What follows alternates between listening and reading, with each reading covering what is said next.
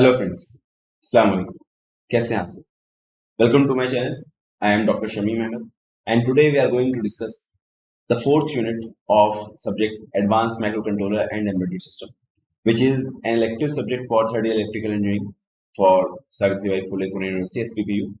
Okay, so in our last video we discussed the third unit. It will be the one short video. In this video we will cover whole syllabus of unit 4.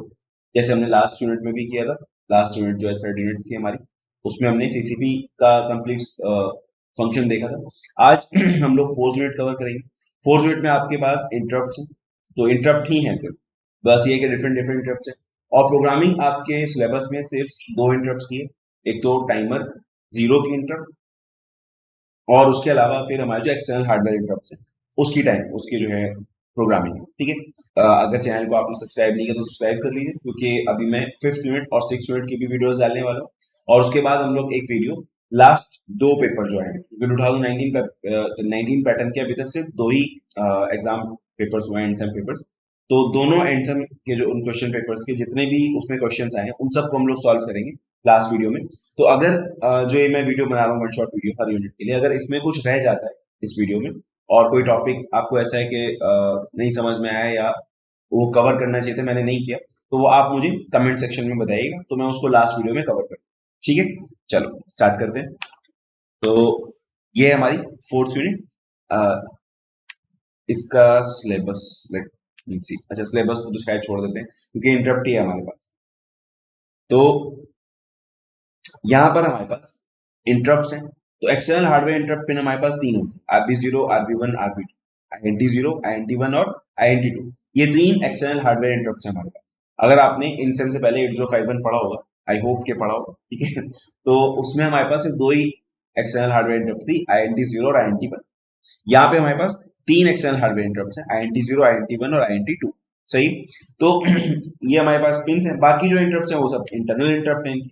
तो interrupt और polling में difference क्या होता है? ठीक है, कभी कभी एग्जाम में सिंपल इंटरप्ट वर्सेस पोलिंग पूछ लेते हैं, या right the difference between the interrupt and polling, और एक्सप्लेन इंटरप्ट एंड पोलिंग।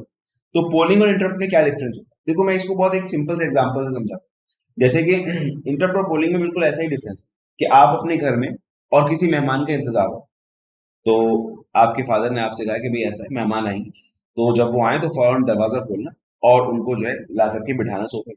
तो अब एक तरीका तो ये है कि आप जाके दरवाजे पे ही बैठ गए। ठीक है। हाँ? दरवाजे पे आप बैठ गए, अब आप इंतजार कर रहे हैं कि हाँ जैसे ही मेहमान आएंगे मैं फौरन दरवाजा खोलूंगा और उनको ला करके अंदर बिठा दूंगा। ठीक है।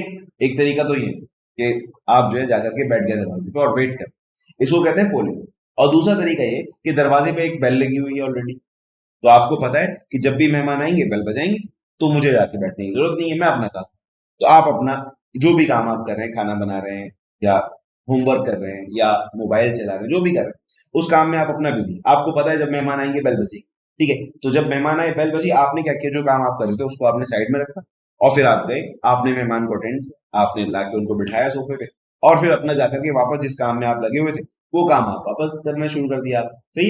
आपने मेहमान को एंटरटेन किया, उनसे पूछ लिया चाय पानी कुछ लेंगे, जो भी है बारा, उनको अपना कंफर्टेबल करके आप आके वापस अपने काम में। तो ये क्या है, ये इंटरप्ट मैकेनिज्म। ठीक। ये कैसा मैकेनिज्म है? Interrupt mechanism. समझ में आया इंटरप्ट वर्सेस पोलिंग का क्या है? पोलिंग में हम लोग वेट कर रहे हैं, हमने एक काम किया, अब हम लोग वेट कर रहे हैं कि जब ये काम कंप्लीट हो जाएगा तब मुझे अगला काम करना। सही है।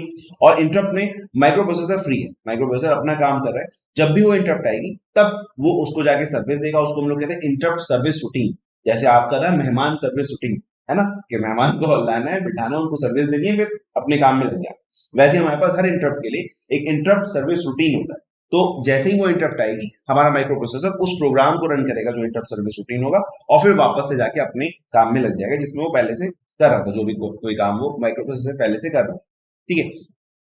तो यहाँ पर उसी की डेफिनेशन है, अगर बाई चांस लिखने को आ जाए, interrupts are mechanism which enable instant response to event such as counter overflow, pin change, data receive. मतलब वो डिपेंड करता है कौन सी इंटरप्ट है हमारी। ठीक है। In normal mode micro controller executes the main program as long as there are no occurrence that would cause an interrupt. कोई भी ऐसा चीज नहीं हो रही जिसकी वजह से इंटरप्ट आए। ठीक है। इंटरप्ट के सोर्सेज अभी हम देखेंगे किस किस वजह से इंटरप्ट आती है। जैसे अभी तक हमने देखा था टाइमर ओवरफ्लो की वजह से इंटरप्ट आता है, तो माइक्रो कंट्रोलर अपना काम कर रहा है, जब टाइमर ओवरफ्लो हुआ तो उसको एक सर्विस रूटीन है, वो प्रोग्राम रन करेगा, वापस आके अपना काम करना शुरू कर देगा। पोलिंग में हम लोग क्या करेंगे, हमारा जो माइक्रो कंट्रोलर है continuously monitor the status of each device gets the attention of CPU as the same level of priority, waste micro controller time by polling devices that do not need service. हर device को वो देख रहा है जो उसकी जरूरत भी नहीं है उसको देखने की, लेकिन फिर भी उसको देख रहा है क्योंकि उसका काम है, मतलब वो उसे पता है इंटरप्ट नहीं आएगी तो उसको बार बार चेक करना पड़ रहा है खुद ही। ठीक है, तो इसके बाद फिर इंटरप्ट सोर्सेस कौन कौन से हमारे पिक में, हमारे पास टोटल 21 इंटरप्ट होती है। ठीक है, तो इन 21 इंटरप्ट में से सारी की सारी आपको पता होना जरूरी नहीं कि सब की सब आपको पता हो, लेकिन आपको सोर्सेस पता होना चाहिए कहाँ कहाँ से इंटरप्ट आई। तो इंटरप्ट कहाँ से आती है, दही सही टाइमर से इंटरप्ट आएगी हमारे पास। ठीक है, इसमें टोटल कितने टाइमर है हमारे पास, टोटल 4 टाइमर है, टाइमर 0, टाइमर 1, टाइमर 2, टाइमर 3। ठीक है, तो 4 तो टाइमर की इंटरप्ट हो गई हमारी। उसके अलावा फिर एक्सटर्नल हार्डवेयर इंटरप्ट है हमारे पास 3, अभी हमने बात की थी INT0, INT1, INT2। ठीक है, तो 3 हमारे पास एक्सटर्नल हार्डवेयर इंटरप्ट है। इसके अलावा फिर हमारे पास जो है एडीसी है, इसके अंदर पिक में इनबिल्ट एडीसी होता है, तो उसकी एक इंटरप्ट है। उसके अलावा अभी हमने लास्ट वीक पे सीसीपी पढ़ा था, सीसीपी में CCP if CCP interrupt flag था, तो वहां पे हमारे पास सीसीपी की इंटरप्ट है। ऐसे ही हमारे पास और भी सीरियल कम्युनिकेशन है, जैसे यूएसआरटी उसकी इंटरप्ट है। और इसके अलावा एक इंटरप्ट और होती है पोर्ट बी चेंज इंटरप्ट। उसमें क्या है कि हमारे पास जो पोर्ट बी की अपर 4 बिट्स है, RB4 से लेके RB7 तक, ठीक है, उन बिट्स को ये चेक करता है। अगर उनमें से कोई भी बिट की वैल्यू चेंज हो गई, ठीक है, ये तब होगा जब हमने उस पोर्ट को as an input port use कर रहे हैं। आउटपुट पोर्ट में तो कोई वैल्यू चेंज होगी नहीं या हो जाएगी। अगर हमने पोर्ट बी को हम लोग as an output port use कर रहे हैं, तो क्या उसकी पिन की वैल्यू अपने आप चेंज हो सकती है, नहीं हो सकती, क्योंकि हम जब चेंज करेंगे तब चेंज होगी ना। आउटपुट है तो हमारे हाथ में है, फिर इनपुट में ही है कि फिर वो बाहर से आ रहा है सिग्नल। तो जब हम उस पोर्ट को एज इनपुट यूज कर रहे हैं, और अगर उस 4 पिन में से, ऊपर वाले जो 4 पिन है, उन 4 पिन में से किसी एक पिन की वैल्यू चेंज होती है, तो हमारी एक इंटरप्ट जनरेट हो जाएगी जिसको पोर्ट बी चेंज इंटरप्ट कहते हैं। ठीक है, पोर्ट बी चेंज इंटरप्ट वो ऊपर वाली 4 पिन के लिए, आरबी नहीं, RB0, RB4, RB5, RB6, RB7। ये RB0, RB1, RB2 पे हमारे पास एक्सटर्नल हार्डवेयर इंटरप्ट होती है, INT0, INT1, INT। ठीक है, याद रहेगा इतना, नहीं भी याद रहे कोई बात नहीं, एक आधा लिख के देखो, समझ में आ जाएगा, जरूरत भी नहीं पड़ेगी याद करने। ठीक है, यहाँ RB0 या INT0, बस इतना ही तो है। चलिए, फिर आता है इसके साथ रजिस्टर्स कौन कौन से यूज होंगे। तो इंटरप्ट रजिस्टर्स हमारे पास टोटल इतने सारे रजिस्टर देख रहे हैं, ये सारे रजिस्टर आपको याद करने की जरूरत नहीं पड़ेगी। ठीक है, टेंशन मत लो, लेकिन इनके नाम पता होने चाहिए। कभी कभी ऐसा आ जाता है एग्जाम में कि enlist the name of registers used for interrupt services, है ना, यूज इन इंटरप्ट एग्जीक्यूशन, कुछ भी आ सकता है। तो इसलिए ये इनके पास नाम हमें पता होना चाहिए। एक हमारा आरकॉन है, इसके अलावा फिर इन 3 इंटकॉन, इंटकॉन, इंटकॉन 2, इंटकॉन 3, सही।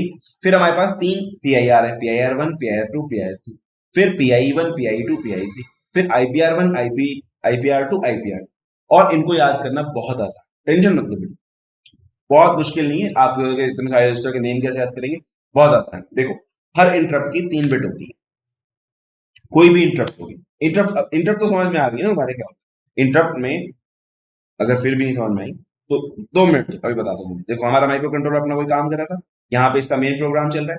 अब कोई इंटरप्ट आ गई, मान लिया टाइमर ओवरफ्लो, तो ये क्या करेगा, इस वाले काम को छोड़ के जाएगा ISR के पास, ISR के पास जाएगा, और फिर वो ISR को कंप्लीट करेगा जो भी इसे काम करना है, फिर यहाँ से वापस आ जाएगा रिटर्न एड्रेस पे यहीं पे, और फिर से इसका एग्जीक्यूशन स्टार्ट होगा। ये इंटरप्ट होता है, इंटरप्ट का मैकेनिज्म ऐसा होता है। ठीक है, और एक इंटरप्ट को जब सर्विस दे रहा है तो फिर अगली इंटरप्ट को सर्विस नहीं देगा। मतलब यहाँ पे ऐसा नहीं कि यहाँ से गया इस इंटरप्ट को सर्विस देने और फिर यहाँ से दूसरी इंटरप्ट को सर्विस देने भाग गया, ऐसा हमारा माइक्रो कंट्रोलर नहीं करता। एक इंटरप्ट को सर्विस दे रहा तो पहले इसको ही सर्विस मिलेगी, अगर इस टाइम पे कोई दूसरी इंटरप्ट आ गई तो वो यहाँ पे वेट करेगी इसका, जब ये कंप्लीट हो जाएगा तब ये इस वाली इंटरप्ट को सर्विस देगा। ठीक है, तो हर इंटरप्ट की, कोई भी इंटरप्ट हो, देखो ये मैंने पहले भी अपनी वीडियोस में कहा था 8051 वाली में भी, इसमें भी, कि जब भी कोई इंटरप्ट आएगी तो कोई ना कोई फ्लैग बन हो रहा हो, हर इंटरप्ट का एक फ्लैग जरूर होता है। ठीक है, तो जब भी कोई इंटरप्ट आएगी तो कोई ना कोई फ्लैग हमारा जरूर बने। ठीक है, तो हर इंटरप्ट का क्या होगा, एक फ्लैग होता है यार, हर इंटरप्ट का एक फ्लैग होता है। तो हर इंटरप्ट के पास एक्चुअल में 3 बिट होती है, एक होती है उसकी फ्लैग बिट, दूसरी होती है उसकी अनेबल बिट, और तीसरी होती है उसकी प्रायोरिटी बिट। कौन कौन सी, एक होती है फ्लैग बिट, दूसरी होती है अनेबल बिट, और तीसरी होती है प्रायोरिटी बिट। प्रायोरिटी बिट क्या होती है कि अगर 2 इंटरप्ट एक साथ आ गए तो अब इन दोनों में से पहले किसको सर्विस देनी है ये तय करेगी इसकी प्रायोरिटी क्या है। अगर ये वाली हाई प्रायोरिटी पे है तो इसको पहले सर्विस मिलेगी, अगर ये वाली हाई प्रायोरिटी पे तो इसको पहले सर्विस मिलेगी। सही है ना, तो प्रायोरिटी वहां पे काम आती है कि कौन सा दो इंटरप्ट जब एक साथ हमारे पास अकर हो जाती है तो फिर प्रायोरिटी देखनी पड़ती है कि किसकी प्रायोरिटी ज्यादा है। माइक्रो कंट्रोलर उसको देखता है, उसको पहले सर्विस दे, ठीक है। तो फ्लैग बिट समझ में आएगा, जब भी कोई भी इंटरप्ट आएगी तो उसकी कोई एक पर्टिकुलर फ्लैग बिट होगी जो बंद हो जाए, ठीक है। सेकंड क्या है, अनेबल बिट। अनेबल बिट का मतलब ये है कि देखो फ्लैग तो बहुत सारे हैं हमारे पास, लेकिन जरूरी नहीं है कि हमने सारी इंटरप्ट हम लोग यूज कर रहे हैं। इंटरप्ट तभी आएगी जब इंटरप्ट उसकी इंटरप्ट अनेबल बिट वन हो, सही। इंटरप्ट कब आएगी, जब उसकी इंटरप्ट अनेबल बिट वन होगी। अगर उसकी इंटरप्ट अनेबल बिट वन नहीं है तो फिर हम लोग तो फिर जो है उस पर इंटरप्ट नहीं आ सकते, ठीक है। जैसे जैसे कि ऐसा है जैसे कि प्लग का, एक प्लग है और उसका स्विच है, ठीक है। अगर वो स्विच हमने ऑन नहीं किया तो हम उसके जो 3 पिन टॉप वो है प्लग है, सॉरी सॉकेट है, सॉकेट पे जब हम प्लग लगाएंगे तो उसमें करंट नहीं आएगी हमें, क्यों, क्योंकि उसका स्विच ऑफ है ना। तो वो सेम केस है इंटरप्ट के, क्योंकि इंटरप्ट अनेबल बिट उसकी ऑफ है, तो भले ही बाहर से सिग्नल आ रहा है लेकिन इंटरप्ट वो नहीं करेगा हमारे माइक्रो कंट्रोलर को। जैसे टाइमर ओवरफ्लो है, तो टाइमर जैसे ही ओवरफ्लो हुआ तो टाइमर ओवरफ्लो फ्लैग बंद हो जाएगा। जो टाइमर का फ्लैग है, टाइमर जीरो का आईएफ है, इंटर फ्लैग, वो फ्लैग तो वन हो जाएगा, लेकिन अगर उसकी अनेबल बिट वन नहीं करी हमने तो माइक्रो कंट्रोलर को जाके टोकेगा नहीं कि आप मुझे इंटरप्ट सर्विस दो, क्योंकि जरूरी नहीं है हम लोग इंटरप्ट यूज कर रहे हो, क्या पता हम लोग पोलिंग मेथड यूज कर रहे हो, है ना। तो जब हम लोग पोलिंग मेथड यूज करते हैं तो इंटरप्ट हम लोग बंद रखते हैं, इंटरप्ट अनेबल नहीं करते, इंटरप्ट डिसेबल रहती है हमारी। समझ में आया। तो हर इंटरप्ट की कौन सी 3 बिट होंगी, एक होगी फ्लैग बिट, दूसरी होगी अनेबल बिट और तीसरी होगी प्रायोरिटी बिट, सही है। Enable bit, flag bit, priority bit. अब आ जाओ, ये जो हमारे पास रजिस्टर है तीन, ये जो पेन का चला गया, ये जो हमारे पास तीनों रजिस्टर्स हैं, ये वाले PIR1, PIE1 और IPR1, इसमें सारे के सारे फ्लैग होंगे। यहां पर हमारे पास इस इन रजिस्टर में सारे फ्लैग्स होंगे, ये flag register, peripheral interrupt registers कहते हैं उसको, पेरिफेरल इंटरप्ट रजिस्टर, इनमें सारे फ्लैग्स होंगे। फिर ये पेरिफेरल इंटरप्ट अनेबल रजिस्टर, इसमें सारी अनेबल बिट होगी, अनेबल बिट्स होंगी यहाँ पीआई में, फ्लैग बिट्स होंगी PIR में, और यहाँ पे क्या होगा, अब क्या बचा, 3 बिट अभी बताई थी ना मैंने, कौन कौन सी थी, एक अनेबल बिट, दूसरा फ्लैग बिट और तीसरी प्रायोरिटी बिट। हाँ, तो ये इंटरप्ट प्रायोरिटी रजिस्टर है, ठीक है। ये क्या है, इंटरप्ट प्रायोरिटी रजिस्टर। तो इन सब में हमारे पास प्रायोरिटी बिट होंगी, ठीक है। क्या होंगे यहाँ पे, हमारे पास यहाँ पे प्रायोरिटी बिट्स। ये सारे फ्लैग बिट के रजिस्टर्स हैं, ये सारे एनेबल बिट के रजिस्टर्स हैं, ये हमारे पास सॉरी प्रायोरिटी बिट्स के रजिस्टर, ठीक है। आपके सिलेबस में बस ये 3 रजिस्टर आपके काम है, जितनी इंटरप्ट्स आपके सिलेबस में है, ठीक है। और इनका स्ट्रक्चर भी बिल्कुल सेम है, अभी हम देखेंगे आगे, बिल्कुल एग्जैक्ट स्ट्रक्चर है, कोई परेशानी नहीं होगी याद करने में, ठीक है। सबसे ज्यादा जो काम का रजिस्टर है दैट इज इंटकॉन, ठीक है। तो इतना समझ में आया कि हमारे पास कुछ इंटरप्ट रजिस्टर्स हैं, नाम उनके समझ में है, हर इंटरप्ट की 3 बिट होंगी, एक फ्लैग बिट, एक अनेबल बिट और तीसरा प्रायोरिटी बिट, ठीक है। फ्लैग बिट किस लिए, कि जब भी कोई इंटरप्ट आएगी कोई ना कोई फ्लैग वन होगा, तो उसकी जो करस्पॉन्डिंग फ्लैग होगी, जैसे टाइमर की टाइमर फ्लैग होगा, INT0 के लिए हमारे पास एक अलग से फ्लैग होगा, INT1 के लिए अलग से फ्लैग होगा, तो वो फ्लैग हमेशा वन होगा जब वो वाली इंटरप्ट आएगी। और दूसरी उसकी अनेबल बिट है, कि अगर हमने उस बिट को वन किया है तब वो इंटरप्ट आने पे माइक्रो प्रोसेसर को इंटरप्ट करेगा, वरना सिर्फ फ्लैग वन होगा, माइक्रो प्रोसेसर को इंटरप्ट नहीं करेगा अपने काम को। तीसरी हमारे पास प्रायोरिटी बिट है, कि अगर दो इंटरप्ट एक साथ आ रही है तो उनकी उनमें से किसको पहले सर्विस दी जाएगी, ये डिपेंड करेगा कि उनमें से किसकी प्रायोरिटी हाई है। जिसकी प्रायोरिटी बिट वन है इसका मतलब वो हाई प्रायोरिटी पे, जिसकी प्रायोरिटी बिट जीरो है उसका मतलब वो लो प्रायोरिटी पे, ठीक है। तो अब आता है हमारा पहला SFR related to interrupts, that is INTCON. तो इंटकॉन रजिस्टर में क्या होता है, हमारे पास टोटल 8 बिट का रजिस्टर, इसके अंदर हमारे पास 8 बिट का रजिस्टर, तो 8 बिट्स होंगे। अब इसमें मिक्सअप है, देखो मैंने अभी कहा था कि, चलो अभी बताते हैं, देखो यहाँ पे फर्स्ट बिट जो है GIE, GIE है हमारा ग्लोबल इंटरप्ट अनेबल बिट, ठीक है।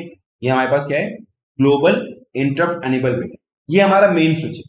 क्या है, मेन स्विच, जैसे घर पे बिल्कुल मेन स्विच होता है, MCB लगी हुई होती, तो अगर वो स्विच ऑफ कर दें हम, तो फिर घर में बिजली आएगी, नहीं आएगी। तो अगर ये वाली बिट जीरो है, GIE बिट अगर हमारी जीरो है, तो हम कोई भी इंटरप्ट यूज नहीं कर सकते, सारी इंटरप्ट डिसेबल हो जाती है जब हमारी GIE बिट जीरो होती है, ठीक है। ऐसा कहाँ यूज होता है, देखो जैसे आप मोबाइल फोन यूज करते हैं, ठीक है, तो जब आप मोबाइल फोन ऑन करते हैं, तो अब जब ऑन हो रहा है तो वो बूट होता है, तो जब वो बूट हो रहा है तो आप कितना भी उसके स्क्रीन टच कर लीजिए, कितने भी उसके बटन दबा दिए, वो आपकी सुनेगा, कोई फंक्शन करेगा, नहीं करेगा, है ना।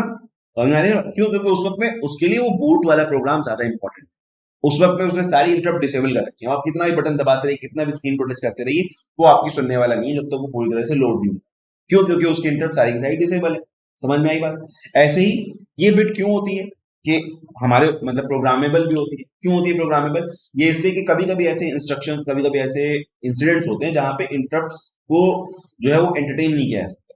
जैसे कोई कार चल रही है, तो कार बहुत सारे माइक्रो कंट्रोलर एनेबल होती है, तो कार में होते हैं एयर बैग, याद होगा आपको। ठीक है, तो जब कार का एक्सीडेंट होता है तो within fraction of second, milliseconds के अंदर या माइक्रो सेकेंड्स के अंदर कह लीजिए कि उसको एयरबैग्स खोलने हैं।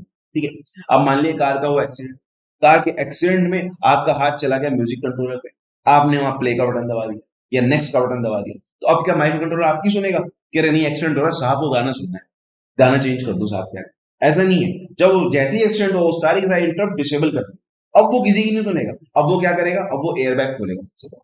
समझ में आई बात? क्या? क्यों? क्यों जरूरी है हमारे पास ये पिन कि जब ये बिट हमारी जीरो हो जाएगी तो कोई इंटरप्ट काम नहीं करेगी।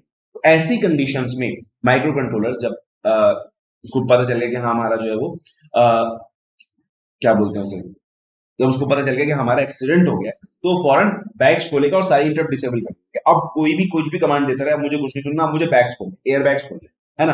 तो वहां पर ये बिट काम आती है, GIE। ठीक है, ग्लोबल इंटरप्ट अनेबल बिट होती है। अगर ये जीरो तो कोई इंटरप्ट यूज नहीं होगी, और अगर ये वन है तो सारी इंटरप्ट काम करेगी। ऐसा ही करता है हमारा माइक्रो प्रोसेसर, जब भी वो किसी इंटरप्ट को सर्विस देने जाता है, जब भी किसी इंटरप्ट को सर्विस देने जाता है तो ये GIE हमारे जो है वो जीरो कर देता है, जिससे कि उस इंटरप्ट को सर्विस देने में कोई और इंटरप्ट उसको परेशान ना करे।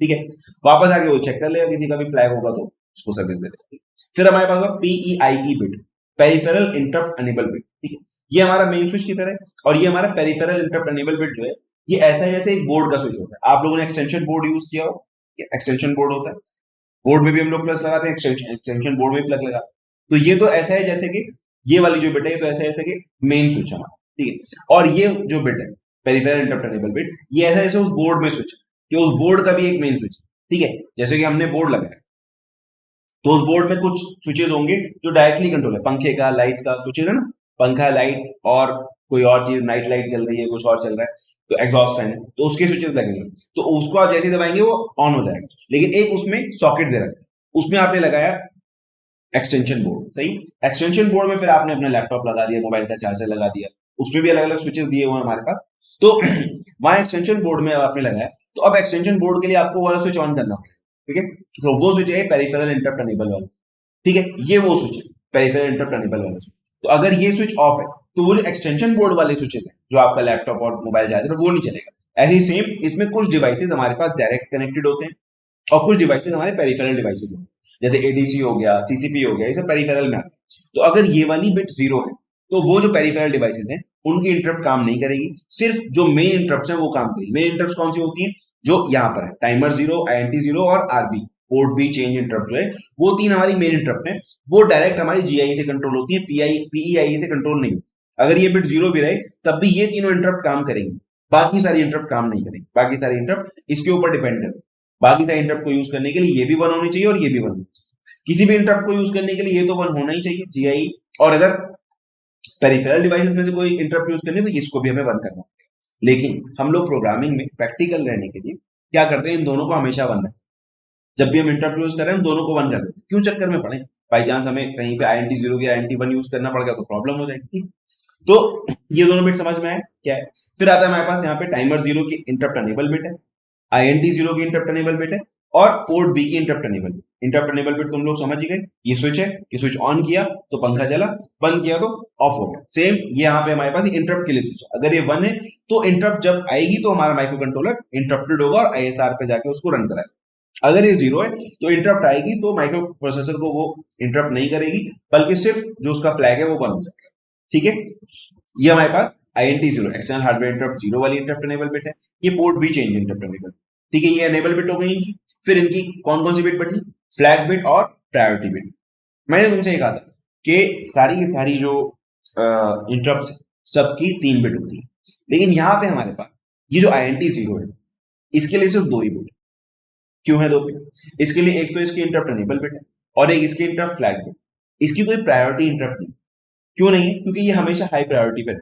सही, ये जो INT जीरो आई है इसकी बाय डिफॉल्ट प्रायोरिटी हाई रहती है और हाई ही रहेगी, इसको आप लो प्रायोरिटी पे नहीं रख सकते। INT जीरो आई बस रखते हैं, मतलब ये है कंपनी का कि भी नहीं, एक इंटरप्ट हमारी ऐसी रहेगी जो हमेशा हाई प्रायोरिटी पे रहेगी। ऐसा नहीं है कि हमारे पास इसके लिए बिट नहीं है हमारे पास जगह है, हमने जानबूझ के ही रखी, हमारी मर्जी, हमारा माइक्रो कंट्रोल, कर लो क्या करो तुम लोग।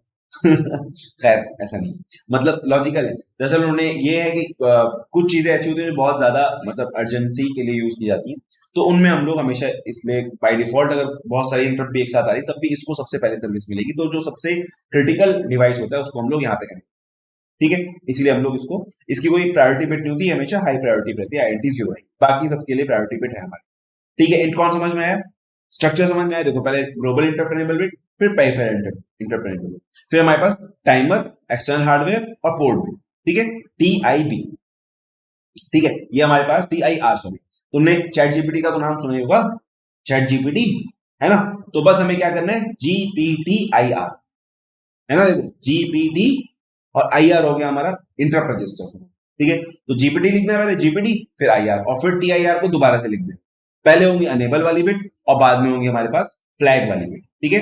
टाइमर जीरो आई, आईएनटी जीरो आई, आरबी जीरो आरबी आई, और timer zero I F, INT zero I F और आरबी आई, ठीक है। तो ये इसका स्ट्रक्चर हो गया, इसमें इन तीनों के लिए इसमें फ्लैग बिट भी है और अनेबल भी। अब बची क्या इनकी प्रायोरिटी बिट, तो प्रायोरिटी बिट है हमारे पास इंटकॉन टू रजिस्टर, इंटकॉन टू रजिस्टर में इनकी प्रायोरिटी बिट है हमारे पास, देखो टाइमर जीरो की प्रायोरिटी बिट है यहाँ पर, और आरबीआई भी, आरबीआई भी। तो जहां पे टाइमर जीरो का इंटर फ्लैग था वहां पे टाइमर जीरो की प्रायोरिटी बिट आ गई है इंटकॉन टू में, और जहां पे पोर्ट बी का इंटर फ्लैग था वहीं पे हमारे पास पोर्ट बी की इंटर प्रायोरिटी बिट आ गई, ठीक है। ये जो दोनों बिट है I N T H zero और एच वन, ये हमारा यूज होती है एज सेलेक्ट करने के लिए। अच्छा अभी तक आप लोग को मैं समझता हूँ एंड से आने वाला, तो इतना पता चल गया होगा कि एक फॉलिंग एज होता है, एक राइजिंग एज होता है, अभी हमने सीसीपी में भी इसकी बात है ना, ये क्लॉक का एक फॉलिंग एज होता है और एक राइजिंग एज होता है।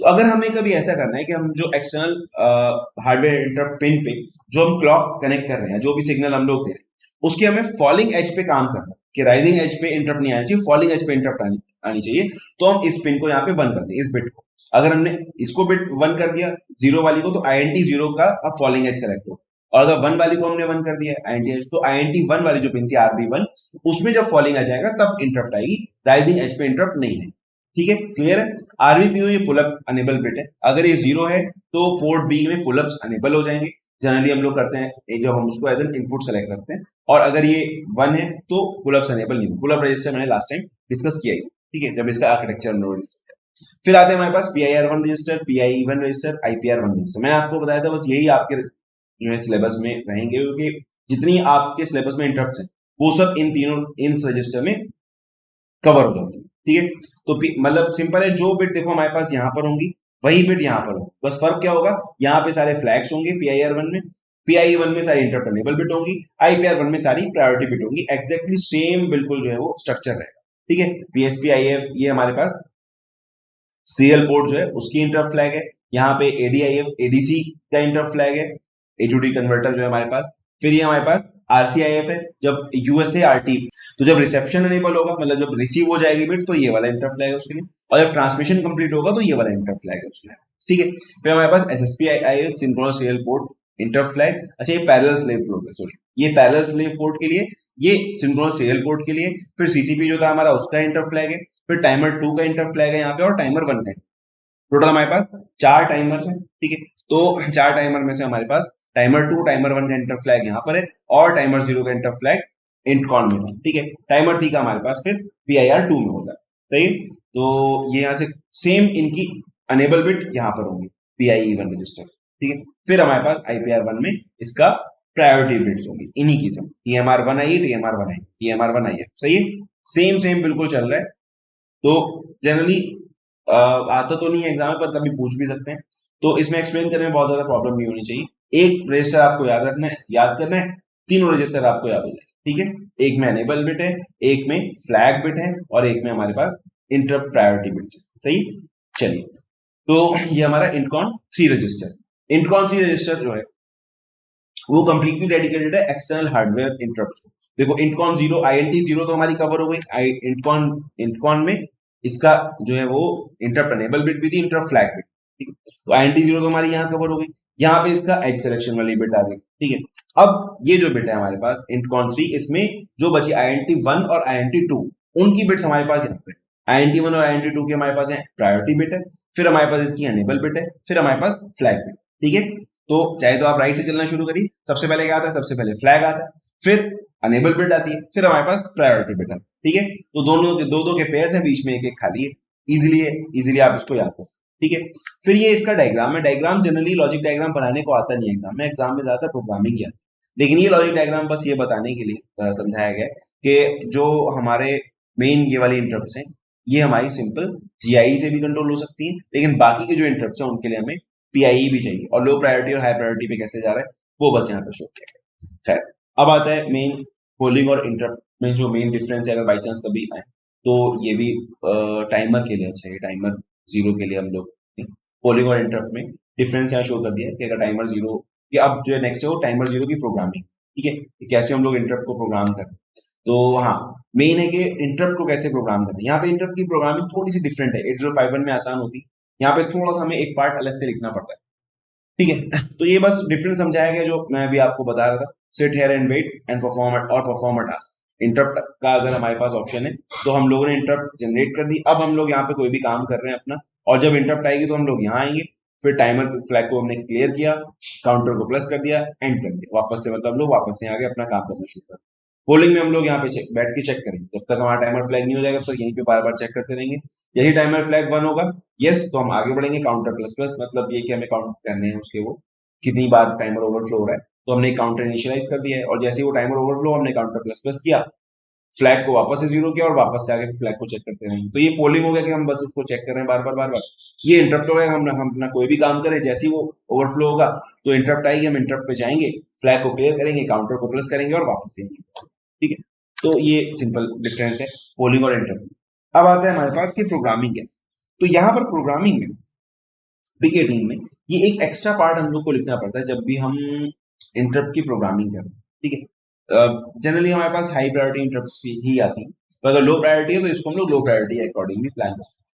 ठीक है, C18 compiler uses hash pragma code to place code at a specific row address. ठीक है, देखो जब इसका मैंने इनसेम वाले वीडियोस में रॉम का प्रोग्राम मेमोरी का जो है स्ट्रक्चर डिस्कस किया था, तो उसमें हमने बताया था कि 0008 पे हमारी लो प्रायोरिटी इंटरफेक्टर होता है, और 0018 पे हमारा सॉरी 0008 पे हमारा हाई प्रायोरिटी इंटरफेक्टर होता है, और 0018 पे हमारा लो प्रायोरिटी इंटरफेक्टर। सही है तो उसी के अकॉर्डिंग यहाँ पे हमारे पास, तो अब हमें क्या करना है, अपना जो हाई प्रायोरिटी का इंटरप्ट कोड है वो हमें रखना है इस वाले एड्रेस। तो किसी अगर हम तो कंपाइलर यूज कर रहे हैं, हम तो सी में प्रोग्रामिंग कर रहे हैं, हमें तो पता नहीं हमारा कोड कहाँ जाके सेव होगा, तो इसके लिए हमारे पास ये एक स्पेसिफिक हैश प्राग्मा कोड करके एक डायरेक्टिव होता है। तो जब हम इसको यूज करते हैं तो इसके साथ हम जो भी अब लाइन यहाँ पर दे वो जाके 008 पे जाके स्टोर हो, मतलब हम लोगों ने प्राग्मा कोड हाई वेक्टर और हमने यहाँ पे एड्रेस दिया। तो अब जब हम एड्रेस देंगे तो फिर ये वाली जो भी हम इसके बाद लिख रहे हैं वो वाला प्रोग्राम हमारा वहीं पे जाके सेट होगा। तो हम लोग इस वाले प्राग्मा कोड जो हमारे पास डायरेक्टिव होता है इसको हम लोग यूज करते हैं। जैसे हमने यहाँ लिखा जीरो, तो इसके बाद जो भी कोड होगा वो 0008 पे जाकर के हमारा सेव होगा। ठीक है, तो हैश प्राग्मा कोड से हम लोग स्टार्ट करते हैं और हैश प्राग्मा कोड पे हम लोग खत्म कर देंगे। ठीक है, यहाँ हमने इसको नाम दे दिया हाई वेक्टर, और ये 0008 पे जाके सेव होगा। तो हम लोग क्या करते हैं एक्चुअली कि अब हम वहां पे हमारे पास सिर्फ कितनी 16 लोकेशन है, तो 16 लोकेशन में हमारा कोड नहीं आता है, तो हम लोग क्या करते हैं वहां पे उस जगह पे हम लोग एक जंप लगा देते हैं।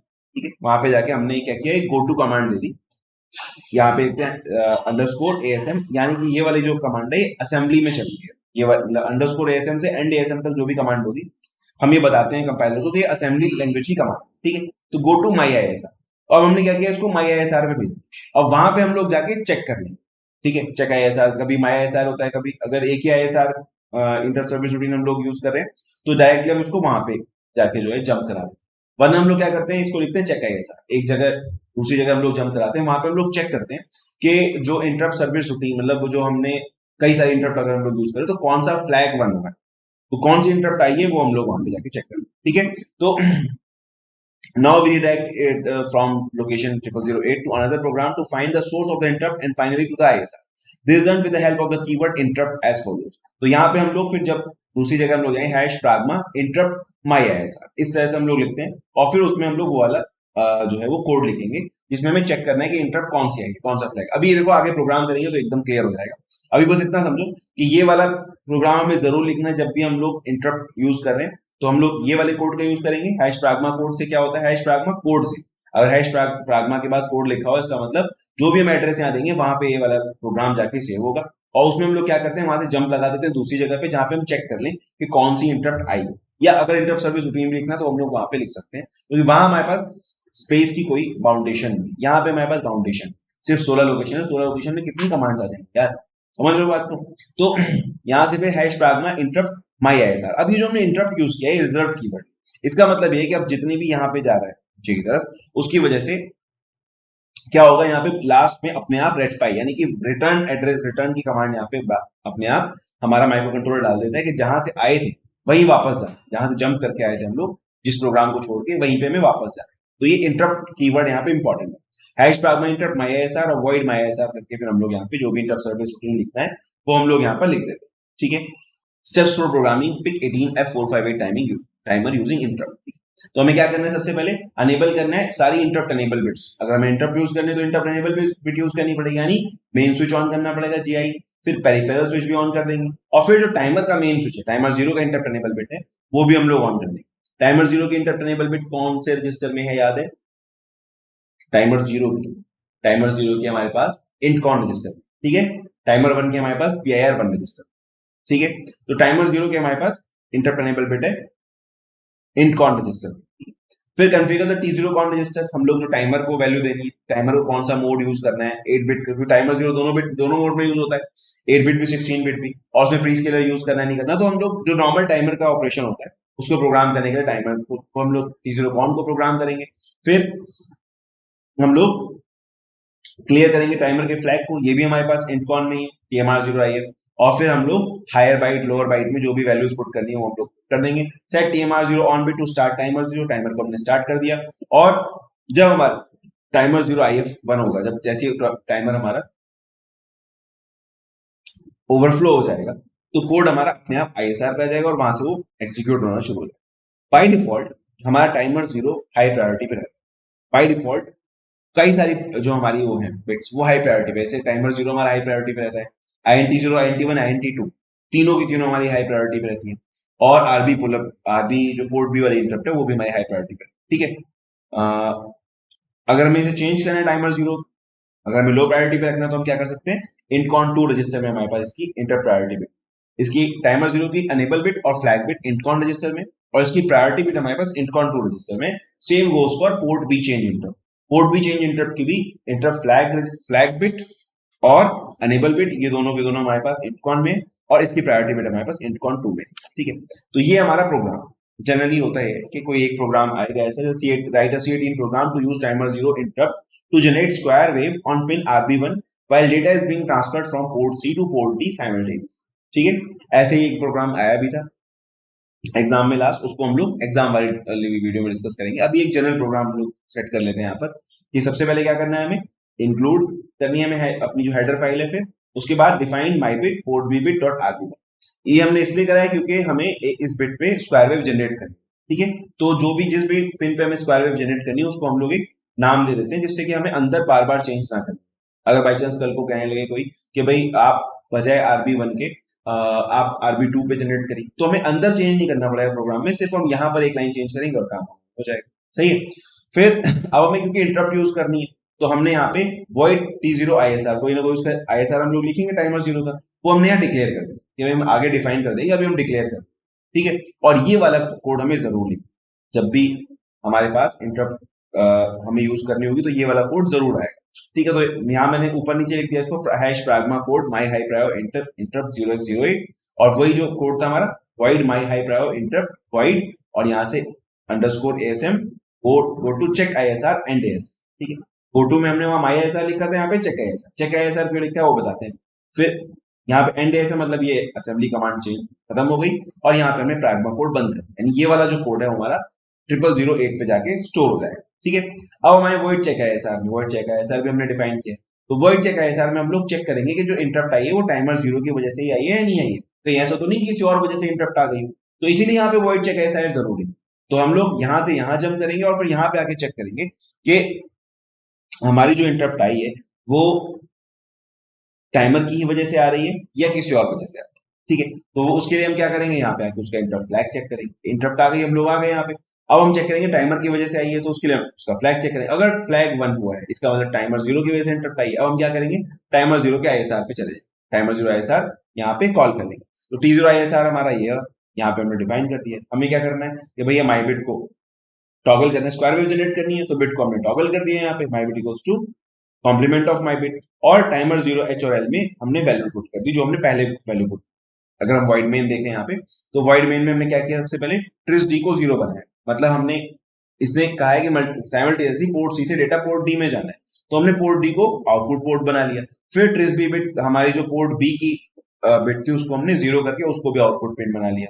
ठीक है, आउटपुट पिन हमें बनाना है उस पर, क्योंकि भेजनी है हमें, इसलिए फिर इस पे हमें स्क्वायर वेव जनरेट करनी है, इसको इसलिए इसको आउटपुट बना लिया। और सी पोर्ट से डेटा लेना है, सी पोर्ट से डेटा लेके डी पोर्ट को देना है, तो इसलिए सी पोर्ट हमारी कैसी होगी, इनपुट पोर्ट होगी।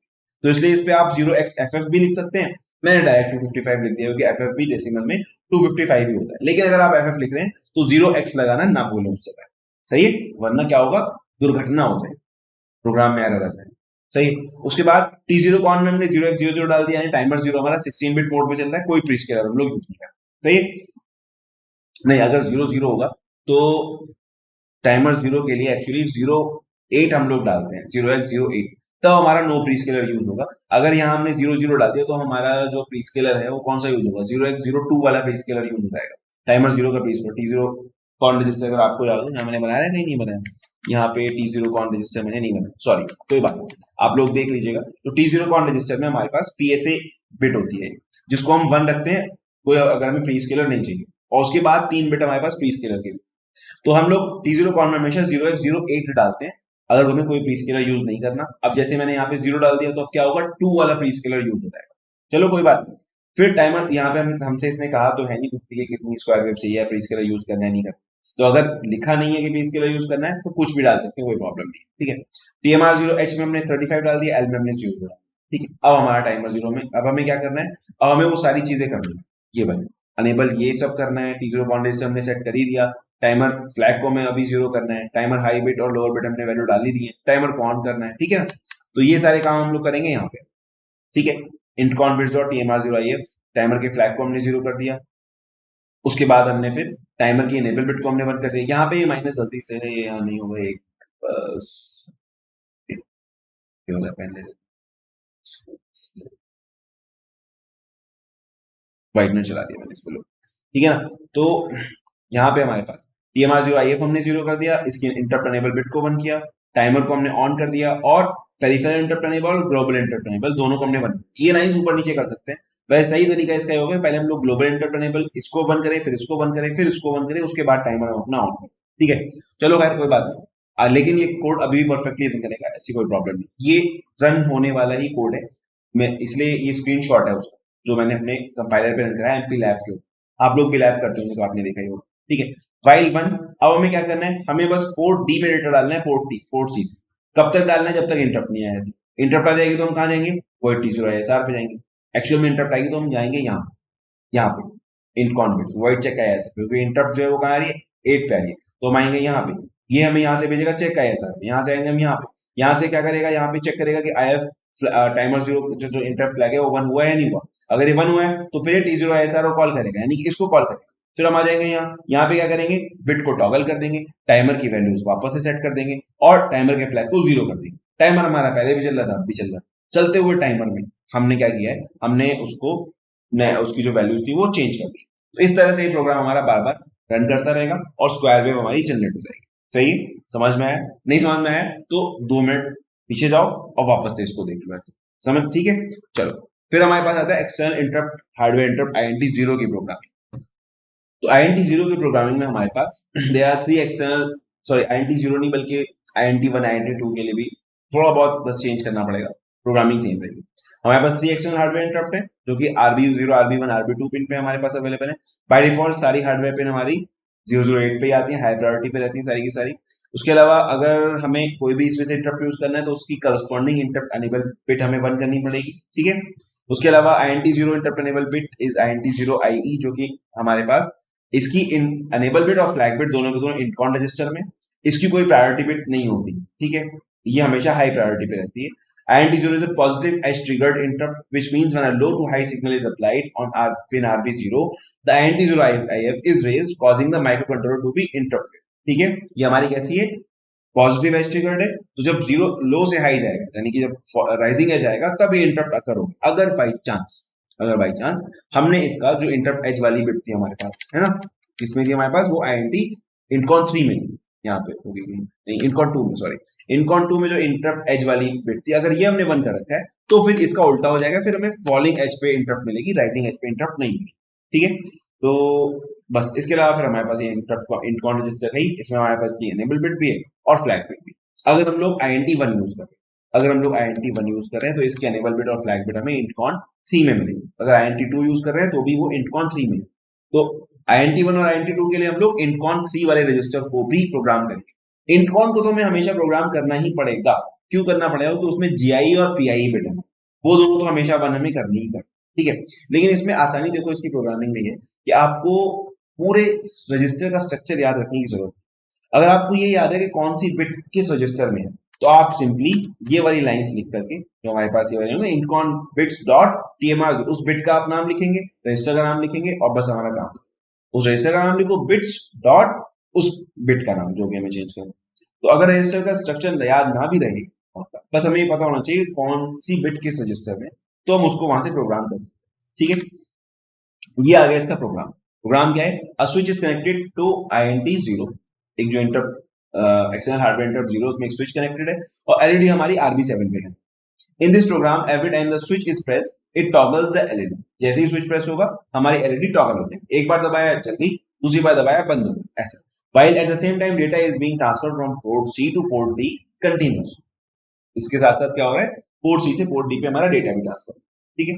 तो शुरुआत हमारी सेम रहेगी, include define my bit port B bits. यहाँ पे मैंने क्या किया है, वॉइड चेक ISR को हमने डिफाइन कर दिया है, बाद में ने इसको वो किया, क्या बोलते हैं, बाद में हम लोग इसको यूज कर रहे हैं। यहाँ पे मैंने एक्चुअली क्यों डिसाइड किया था पहले से चेक ISR, क्योंकि यहाँ पे हम लोग इसको यूज कर रहे हैं, check go to check ISR।